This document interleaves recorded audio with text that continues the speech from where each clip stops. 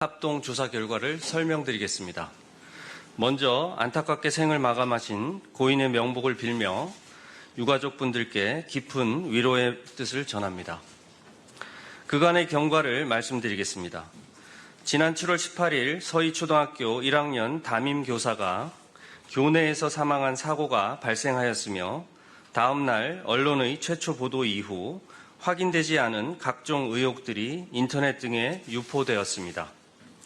이에 7월 20일 서희초등학교에서는 잘못된 정보에 따른 혼선을 바로잡기 위해 학교 입장문을 발표한 바 있습니다.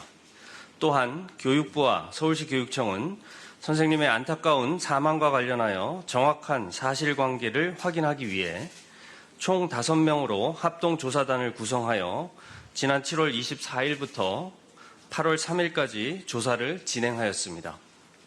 이번 조사는 경찰 수사와는 별도로 진행하였으며 동료 교사의 사망으로 심리적 어려움을 호소하는 학교 구성원에 대한 상담이 병행되었던 관계로 당초 예정한 기간보다 다소 길어진 점 양해의 말씀을 부탁드립니다. 합동조사단은 지난 7월 20일 서희초등학교 명의로 발표했던 입장문 내용과 언론 등에서 제기된 여러 가지 의혹에 대한 사실관계를 규명하고 교육활동 정상화를 위한 현장 의견을 수렴하는 데 중점을 두었습니다. 이번 조사는 1차적으로 학교 및 교육청의 문서, 대장 등 서류와 나이스 등 교육행정정보 시스템을 확인하였고 명확한 사실관계를 파악하기 위해 학교 구성원 총 65명 중 45명을 대상으로 대면, 서면, 유선 등의 방법으로 조사가 이루어졌습니다.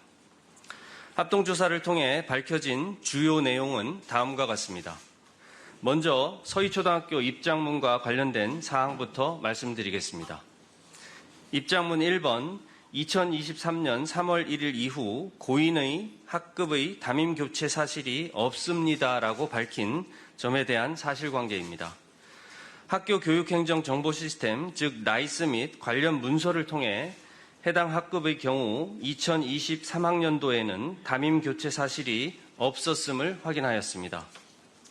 2번, 고인의 담당 업무는 학교폭력 업무가 아닌 나이스 권한관리 업무였으며 이 또한 본인이 희망한 업무입니다. 라고 입장문에서 발표한 점에 대한 확인 결과입니다.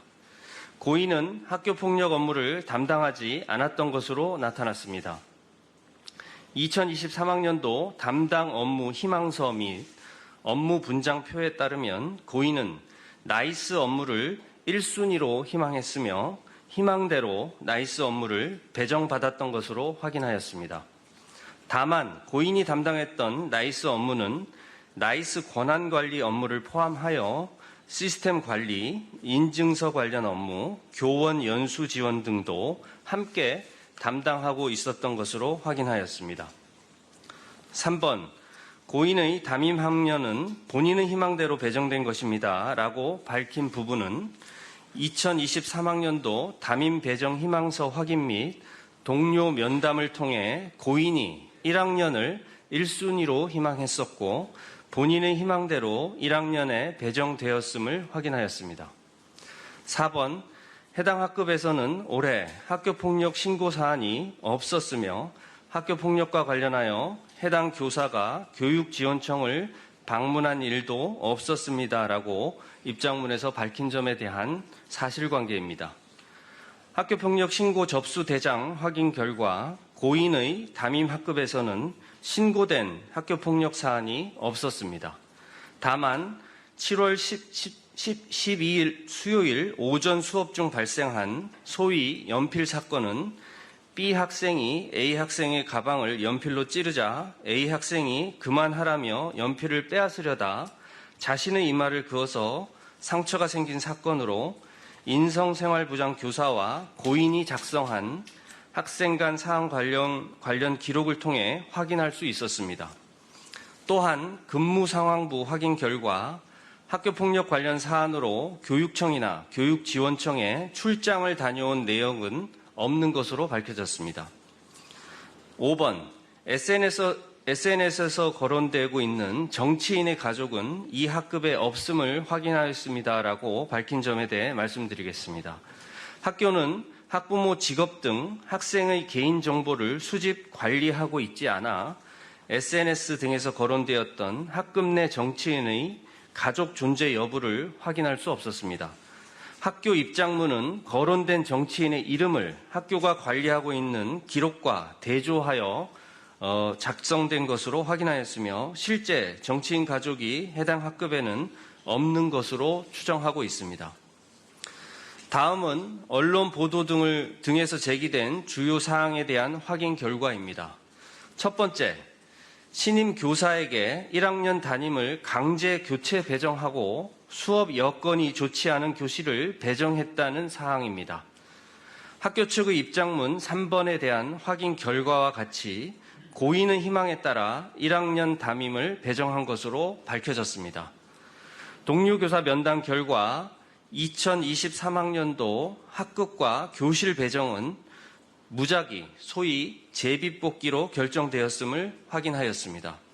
다만 고인은 수업 공간 부족에 따라 불가피하게 비선호하는 교실을 배정받아 사용했던 것으로 확인되었습니다. 두 번째, 고인의 학급에서 연필 사건이 발생하였고 그 처리 과정 중에 학부모에게 고인의 휴대폰 번호가 유출되었으며 담임 자격 시비 폭언 등 학부모의 악성 민원이 있었다는 사항입니다. 인성생활부장 교사와 고인이 작성한 학생 간 사안 관련 기록을 통해 연필 사건의 내용을 확인할 수 있었습니다. 동료 교사 면담 결과 7월 12일 오전 수업 중에 연필 사건이 발생하였고 당일 오후 A 학생 학부모가 고인의 휴대폰으로 전화를 하였으나 부재 중이었으며 고인은 부재 중 전화를 확인한 후 A 학생 학부모와 연필 사건과 관련된 통화를 한 것으로 추정됩니다. 다음 날인 7월 13일에는 고인이 교감에게 사안을 보고하였으며 교감은 인성생활부장 동석하에 학부모 간 만남을 조언하였습니다. 당일인 7월 13일 오후에 교무실에서 고인 및 인성생활부장 입회하에 A 학생 어머니, B 학생 아버지 간 학부모 만남이 있었으며 B 학생 학부모가 A 학생 학부모에게 정중한 사과를 통해 원만하게 처리되었다는 점이 인성생활부장의 사안 처리 기록과 동석자의 진술을 통해 확인되었습니다. 7월 14일에는 고인이 전날의 도움에 대해 인성생활부장에게 감사의 뜻을 전했던 것으로 밝혀졌습니다. 또한 연필 사건 발생 당일 고인이 A 학생 학부모에게 개인 휴대폰으로 다수의 부재 중 전화가 왔었고 해당 학부모와의 통화에서 엄청 화를 내셨다라는 내용과 개인 휴대폰 번호를 어떻게 아셨는지 불안해했다는 점도 동료 교원의 진술을 통해 확인할 수 있었습니다.